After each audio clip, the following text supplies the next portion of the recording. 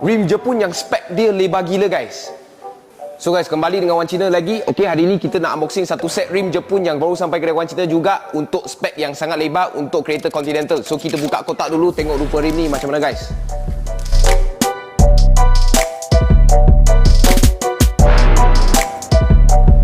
Okey guys, inilah rupa rim dia, rim Race G025 daripada series box racing. Okey, rim ini adalah rim forged dan juga hari itu Wan Cina baru saja review untuk 20 inci kereta BMW 5 Series G30. Okey, ini adalah versi 19 inci untuk kereta G30 juga. Okey, kita boleh nampak rim ni sangat-sangat special, sangat-sangat simple. Okey, 5 batang saja, nampak macam corak BBS tapi bukan corak BBS. Okey, sini dia ada lagi kosong-kosong punya tempat, memang susah nak buat sebab kalau rim lain buat senang dia patah. Okey, memang sangat special untuk rim ni, dia rim forged paling ringan dan juga paling tahan.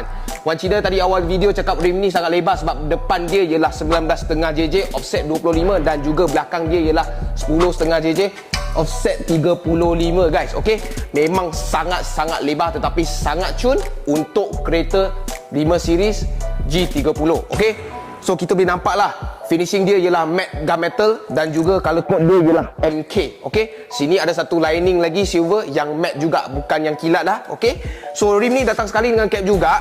Rim ni tak ada anti slip line. Okey, memang untuk kecantikan tapi tambah traction sebenarnya pun ada juga sebab rim ni dah lebar dah. Okey, performance memang up.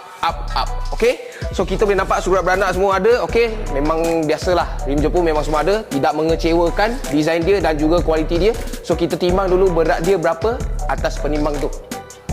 Okay guys, kita boleh nampak berat dia ialah 9.95 kilo sahaja untuk 19 inci. Bayangkan 19 inci lebar macam ni, berat dia baru berapa? Okey, untuk yang depan pula dia beza 0.35 kilo saja juga, 9.6 kilo saja.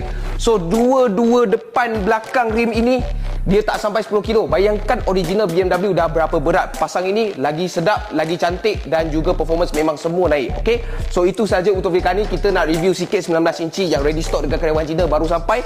Okey, nak cari ni boleh datang cari kita orang lah. Okey, so kalau korang suka video kali ni, tolong like, share dan komen dekat bawah apa yang korang nak tengok seterusnya. Macam biasa, cari rim, cari Wan Cina. Thank you guys.